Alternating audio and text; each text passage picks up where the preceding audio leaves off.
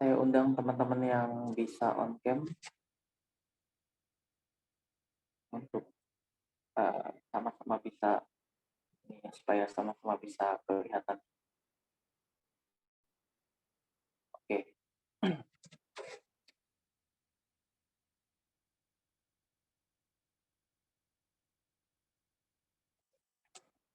Banyak dari kita atau banyak orang Kristen, banyak orang percaya itu tidak mempersoalkan bagaimana menjadi anak-anak Allah seperti yang dikehendaki atau diinginkan oleh Bapa. Banyak dari kita sebagai orang Kristen, orang percaya,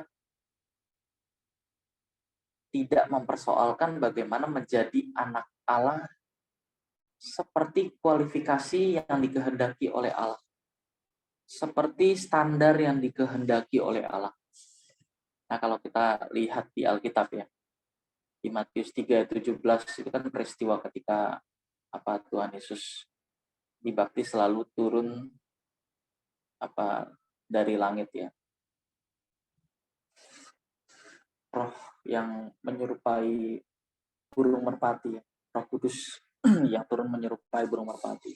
Lalu terdengar suara dari langit, inilah anak yang kukasihi, kepadanya lah aku berkenan. Nah, kira-kira kenapa? Kenapa Tuhan Yesus itu mendapat pengakuan dari Bapa? Nah, ini mesti dipahami dulu ya. Kalau Tuhan Yesus ketika dibaptis itu keadaannya sungguh manusia, betul-betul sebagai manusia.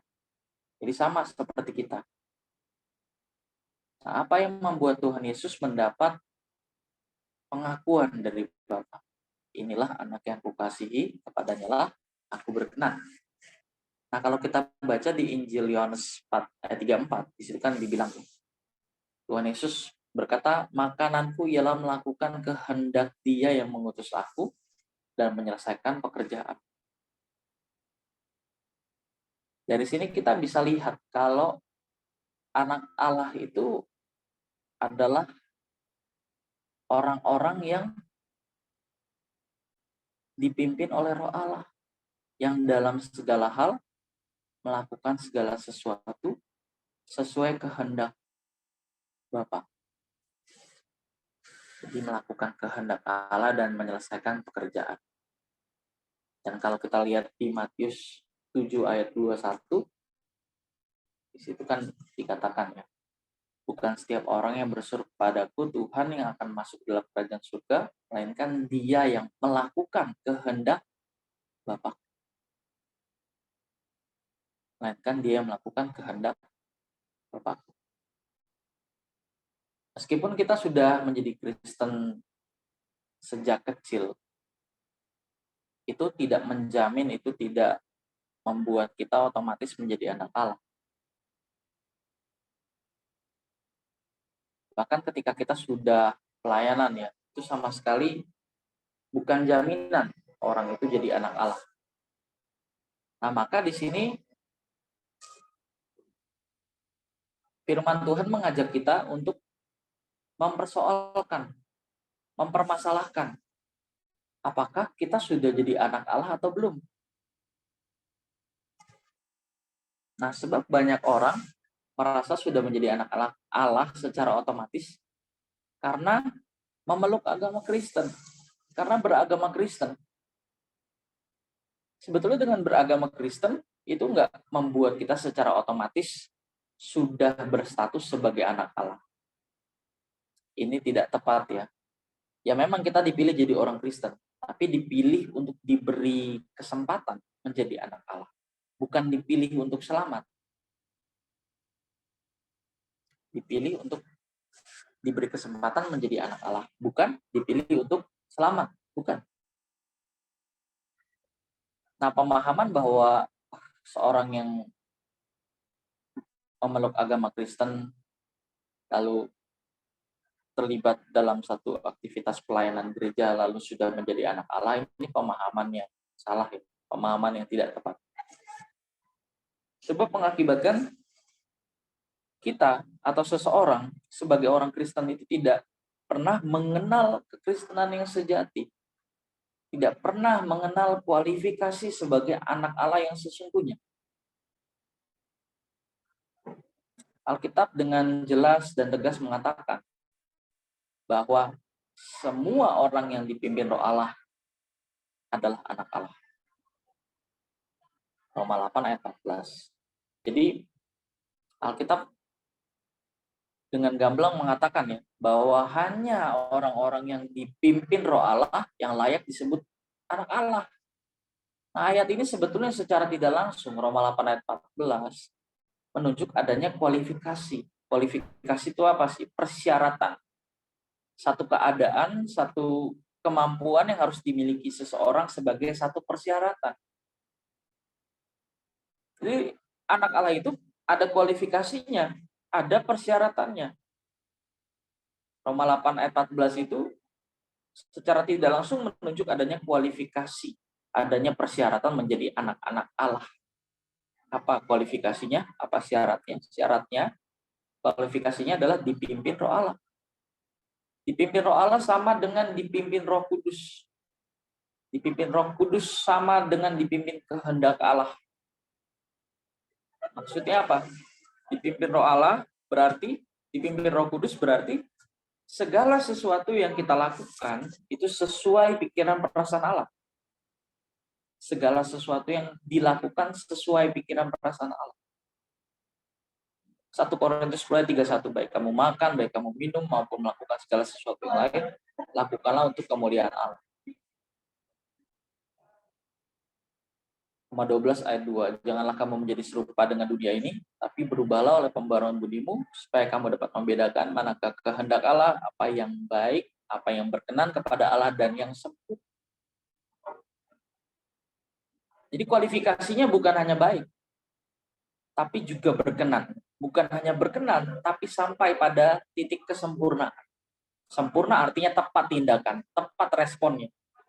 Segala sesuatu yang kita lakukan, baik yang kita pikirkan, yang kita ucapkan, yang kita lakukan, selalu sesuai pikiran perasaan Allah.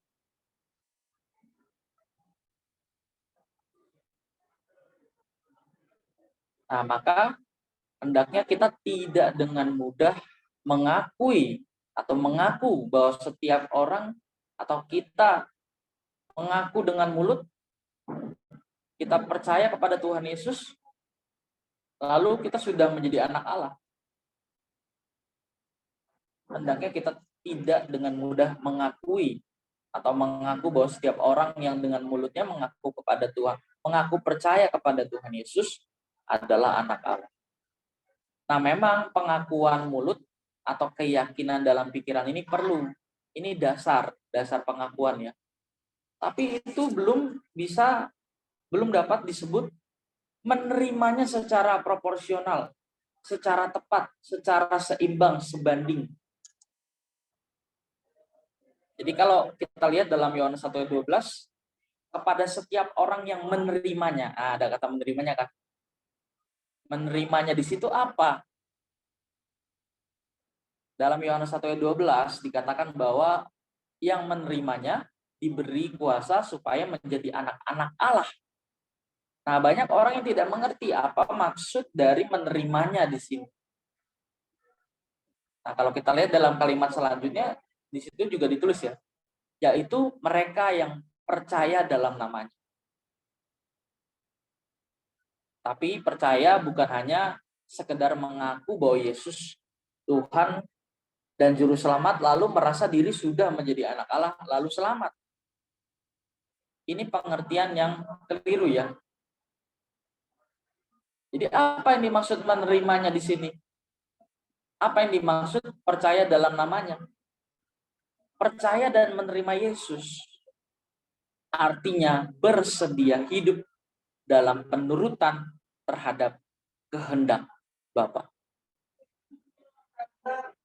Menerima Yesus, percaya Yesus artinya bersedia hidup dalam penurutan terhadap kehendak Bapa. Penurutan terhadap kehendak Allah. Jadi Roma 8 ayat 14 ini menunjukkan bahwa orang-orang, kita balik ke Roma 8 ayat 14 ya. Tadi kan Yohanes 1 ayat 12. Roma 8 ayat 14, semua orang yang dipimpin roh Allah adalah anak Allah. Nah, Roma 8 ayat 14 ini menunjukkan bahwa orang yang sah sebagai anak-anak Allah adalah orang-orang yang hidup dalam pimpinan roh Allah atau Roh Kudus. Kualifikasi itu tingkatan, keadaan atau kemampuan atau keahlian yang harus dimiliki atau dicapai. Jadi kualifikasi ini tidak bisa digantikan dengan yang lain. Mau kita ngasih perpuluhan berapa jumlahnya atau buah sulung atau janji iman berapapun jumlahnya, itu tidak membuat kita jadi anak Allah kalau kita nggak dipimpin roh Allah. Kualifikasi ini mutlak, tidak bisa digantikan dengan apapun. Jadi orang yang hidup dalam pimpinan roh Allah atau Roh Kudus adalah orang yang selalu melakukan segala sesuatu sesuai dengan kehendak Bapa. Dan mereka layak disebut sebagai anak Allah. Maksudnya apa sih? Gini, sederhananya gini. Kebenaran, logos yang kita pelajari terus-menerus, lalu kita lakukan sampai menjadi cara hidup, itu yang namanya dipimpin oleh roh Allah. Jadi logos yang kita pelajari terus-menerus diterjemahkan dalam situasi konkret, situasi nyata oleh Roh Kudus, lalu kita memilih melakukannya dan kita terus belajar, itu akan menjadi gaya hidup kita. Kita akan terbiasa dipimpin oleh kehendak Bapa. Jadi kalau nggak ada logos, nggak mungkin orang bisa dipimpin Roh Kudus. Tidak mungkin. Hanya orang yang memiliki cara berpikir Allah yang dapat hidup sesuai dengan kehendak Bapa. Tentu kebenaran yang kita pelajari bukan hanya jadi sekedar pikiran atau jadi informasi saja, tapi harus jadi cara memandang, cara berpikir. Bukan hanya kumpulan informasi atau pikiran saja, tapi menjadi cara memandang, cara berpikir, bangunan berpikir. Nah, itu sebabnya Roma 12 ayat 2, Roma 12 ayat 2, firman Tuhan mengatakan, agar orang percaya tidak serupa dengan dunia ini. Tidak serupa dengan dunia ini maksudnya menuruti diri sendiri. Atau hidup dalam kewajaran manusia lain. Segala sesuatu dianggap wajar, padahal itu nggak wajar. Ya. Nah, pertimbangan wajar atau tidak wajar, atau dengan bahasa lain etikanya, baik buruknya kita bukan hanya baik buruk menurut penilaian pada umumnya, tapi menurut pikiran perasaan Allah, kehendak Bapa. Etika itu kan bicara baik buruk, salah benar, dosa atau tidak dosa kan. Nah, kalau etikanya orang percaya itu adalah apakah yang kita lakukan ini sesuai kehendak Bapa atau tidak. Nah, maka kita harus mengerti kehendak Allah sampai tingkat sempurna. Baik, berkenan, sempurna. Sempurna artinya tidak pernah meleset. Tepat cara meresponnya. Sebab segala sesuatu yang dilakukan selalu sesuai pikiran perasaan Allah atau kehendak Allah. Nah, itu fungsi Roh Kudus ada di dalam diri kita. Roh Kudus berdiam di dalam diri umat pilihan kita supaya memimpin kita agar kita punya cara berpikir, berbicara, dan bertindak sesuai dengan kehendak Bapa. Roh Kudus diam di dalam diri umat pilihan kita supaya memimpin kita agar memiliki pikiran, perasaan, dan kehendak Bapa. Agar kita punya cara berpikir, berbicara, bertindak sesuai dengan firman Allah. Nah, kalau kita sudah hidup dalam pimpinan Roh Allah, betapa hebatnya kualitas yang kita miliki. Betapa hebatnya kualitas yang kita miliki. Kalau kita menyebut Tuhan, kalau kita menyebut Allah kita sebagai Bapa, Theos, kan hanya di dalam kekristenan ya, kita memanggil Allah kita sebagai Bapa. Nah, ini menunjuk posisi yang luar biasa. Posisi yang hanya bisa dicapai oleh orang-orang yang memenuhi kualifikasi sebagai anak Allah. Jadi seorang yang menyebut Allah sebagai Theos, Allah yang menyebut kok saya salah ngomong mulu, kepleset mulu. Seseorang yang menyebut Allah atau Theos sebagai Bapa harus memiliki kualitas yang luar biasa. Nah, maka kalau hari ini kita disadarkan, kita diingatkan adanya kualifikasi kehidupan sebagai anak Allah, itu harus semakin membuat kita berjuang dan menaruh pengharapan ke Tuhan saja. Selamat berjuang, Tuhan memberkati. Amin.